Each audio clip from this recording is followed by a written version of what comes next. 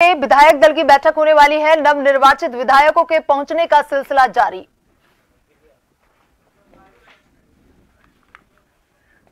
देखिए, जयपुर पीसीसी में आज विधायक दल की बैठक होने वाली है। महत्वपूर्ण मुद्दों पर यहां पर चर्चा की जाएगी। भाई, उस बैठक को लेकर के यहां पर कई नवनिर्वाचित विधायकों के पहुंचने का सिलसिला लगातार जारी है। कांग्रेस विधायक दल की बैठक होने वाली है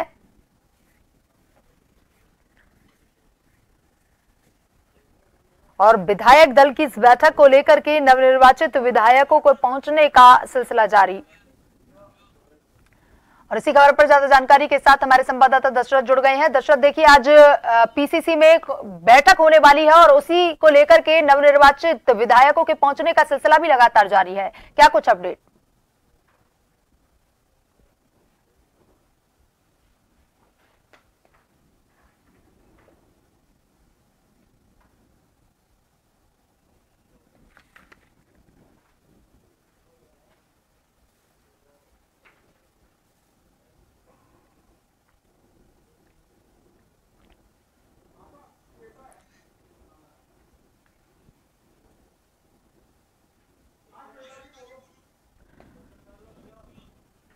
देखिए, यहाँ पर कांग्रेस विधायक दल की बैठक होने वाली है। कई महत्वपूर्ण मुद्दों पर यहाँ पर चर्चा की जाएगी और उसी को लेकर के नवनिर्वाचित विधायक जो है उनके पहुंचने का भी सिलसिला जारी है। क्या कुछ अपडेट है अभी का?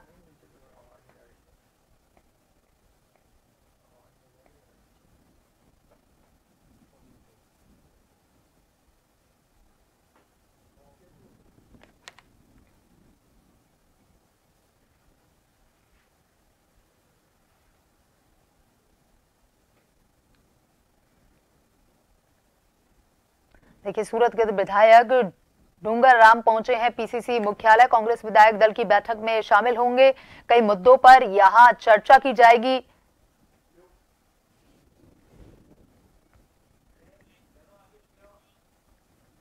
देखिए, कांग्रेस विधायक दल की बैठक होने वाली है और उसी को लेकर के जो नवनिर्वाचित विधायक हैं उनके पहुंचने का सिलसिला लगातार जारी है। दशरथ, क्या कुछ अपडेट है?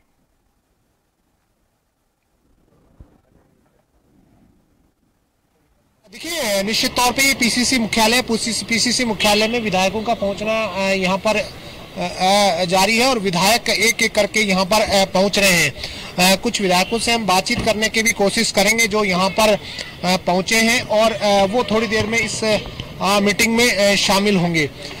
खासकर अगर मीटिंग की बात करें तो ये मीटिंग थोड़ी देर में यहाँ पर शुरू होगी। थोड़ी देर के बाद कह सकते हैं मुख्यमंत्री रहे हैं निवर्तमान मुख्यमंत्री अशोक गहलोत भी यहाँ पर पहुंचेंगे और वो इस बैठक में शामिल होंगे। पार्टी प्रदेशाध्यक्ष की अगुवाई में ये बैठक होगी। प्रभारी रंधावा इस बैठक में शामिल होंगे और तमाम अन्य जो कार्यकर्ता हैं वो बाहर उनका यहाँ पर जमावड़ा है। खासकर एक सबसे बड़ी बात इसमें यह है कि जुबेर खान जो कांग्रेस के विधायक है उन्होंने प्राइवेट कंपनी को काम देने पर सवाल उठाए हैं और कहा है कि कांग्रेस पार्टी अगर कार्यकर्ता के दम पर चुनाव लड़ती तो निश्चित तौर पे ये हालात नहीं होती, यानी कि सत्ता में कांग्रेस लौट कर आती। ये कहीं ना कहीं जुबेर खान की तरफ से बयान दिया गया है। तो कुल मिलाकर अगर पूरे बात करें इस विधायक दल की बैठक, तो विधायक दल की बैठक में सिंगल लाइन का एक प्रस्ताव भी पारित होगा।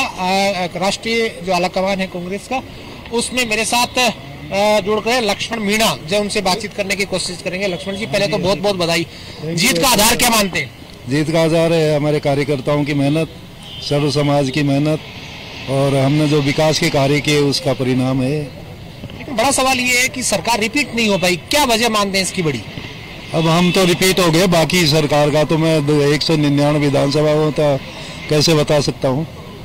क्या नहीं लगता ये चर्चा है कि अशोक गहलोत सचिन पायलट एक साथ होकर चुनाव लड़ते तो सफलता मिलती, लेकिन अलग अलग खेमों में कांग्रेस बटी, इसका नुकसान हुआ पार्टी को? अब इसका तो वही बता सकते हैं, मैं नहीं कह सकता नहीं इस बारे में। तो आपकी नजर में क्या माना जाए, नेता प्रतिपक्ष कौन बनना चाहिए? क्योंकि ये चर्चा है, एक प्रस्ताव भी पारित होना। जो विधायक आलाकमान चाहेगा वही होगा जी। निश्चित तौर पे लक्ष्मण मीणा जो हमारे साथ जुड़े थे उनके साथ हमने बातचीत की और अब रामकेश मीणा है वो भी यहाँ पर है। क्या कहना चाहेंगे? उनसे बातचीत करने का मीटिंग होगी, मीटिंग में अब बात करते हैं। रामकेश जी, बड़ा सवाल ये है कि ये फिगर 70 तक नहीं पहुंचा, क्या बड़ी वजह मानते हैं? अब ये तो जनता का फैसला है और जनता ने जो फैसला किया है उसको सहर्ष उसको स्वीकार कर रहे हैं। और काम तो बहुत किए हैं, सरकार ने कोई कसर नहीं छोड़ी काम की, लेकिन फिर भी अब जनता ने क्या सोच करके ये मैंडेट दिया है इसका तो क्या माने सचिन पायलट फैक्टर की वजह से पूरी राजस्थान में नुकसान हुआ? फैक्टर नहीं, सचिन पायलट का क्या फैक्टर है, वो तो सब साथ में थे, सब पार्टी ने एकजुट होकर के चुनाव लड़ा है।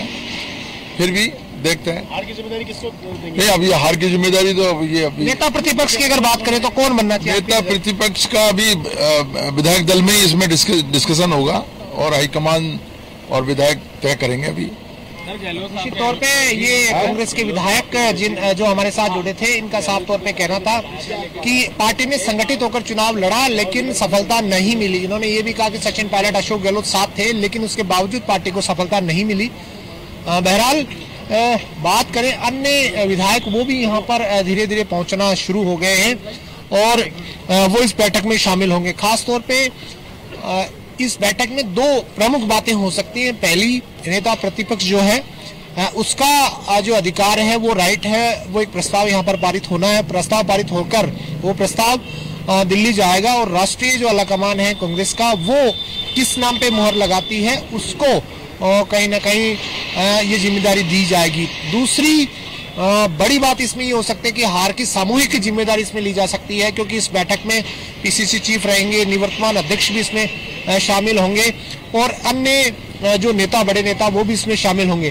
तो बहरहाल एक सामूहिक जो जिम्मेदारी है वो इसमें ली जा सकती है। पीसीसी मुख्यालय आप देख पा रहे हैं, पीसीसी मुख्यालय में यहाँ पे चहलकदमी बढ़ गई है और यहाँ पर जो लोग हैं वो यहाँ पर पहुँचना शुरू हो गए। कई विधायक, अन्य विधायक भी यहाँ पर पहुँचे हैं जो बातचीत से करेंगे। और जो भी हमारे अशोक गहलोत जी का, डोडासरा जी का, सीपी साहब का आदेश होगा उसकी पुष्टि करेंगे हम सब लोग मिलकर के, और राजस्थान को कैसे करना है, क्या काम करना है, इस बारे में चर्चा करेंगे। सर, जैसे ही कांग्रेस पार्टी की हार हुई, सरकार बनाने में विफल हुई, वैसे ही पार्टी के अंदर से ही सवाल खड़े होने लगे। सर देखिए, उनको ओएसडी हो या तमाम लीडर हो बोल रहे हैं कि ओएसडी साहब ने जो बयान दिए, मैं समझता हूँ कि मैं तो उस पर विश्वास करता नहीं हूँ, क्योंकि अशोक गहलोत जी ने जितनी भी कल्याणकारी योजनाएं दी थी राजस्थान के लिए, मैं समझता हूँ एक से बढ़िया थी। कोई इनकम एंटी वैसी नहीं थी, लेकिन अब परिस्थितियाँ हैं, राज आता है, राज चला जाता है, फिर आ जाता है, फिर चला जाता है, तो ऐसी कोई बात नहीं है। हम फिर भी हम 70 आदमी हैं, विपक्ष में रह करके और अपनी विपक्ष की तगड़ी भूमिका निभाएंगे। नेता विपक्ष कौन बनेंगे? देखते हैं, आज डिसीजन करेंगे। क्या लगता है, आपका क्या मानना है, कौन होना चाहिए? नहीं, ये तो अभी हमारे अशोक जी, सीपी जोशी जी साहब, सीपी जोशी जी तो नहीं है, लेकिन डोडासरा जी, अशोक जी, सर क्या लगता और है धारीवाल जी वगैरह। सचिन पायलट की वजह से पार्टी को हार मिली, वो एक्टिव नहीं हुई, क्या बड़ी वजह पूर्वी राजस्थान की मानते हैं कि वहाँ पार्टी को नहीं? हमें राजस्थान में 2 जगह नुकसान हुआ। एक तो भरतपुर डिवीजन में नुकसान हुआ, एक उदयपुर डिवीजन हमारे यहाँ से निकल गया। इसलिए नहीं तो मैं समझता हूँ कि जितनी कल्याणकारी योजनाएं और जितना राजस्थान को हमारे लोकप्रिय मुख्यमंत्री ने दिया, मैं समझता हूँ कि देश में ऐसा पहला मुख्यमंत्री होगा जिसने इतनी कल्याणकारी योजना अपने सभी के लिए दी। तो अब ये तो देखो सचिन साहब के क्या बयान है और अशोक जी के क्या बयान है, इस पे तो मैं क्या कह सकता हूं। बीजेपी साफ हो गई, आपको लगता है अब जड़ेगा? नहीं, ये बात तो मुझे उम्मीद थी पूरी। मैंने अभी जब गोठड़ा में राहुल गांधी जी आए थे तो मैंने उनसे कहा था, मैंने कहा साहब हम 3 सीटें जीते, और ये हुआ कि हम 3 सीटें जीते।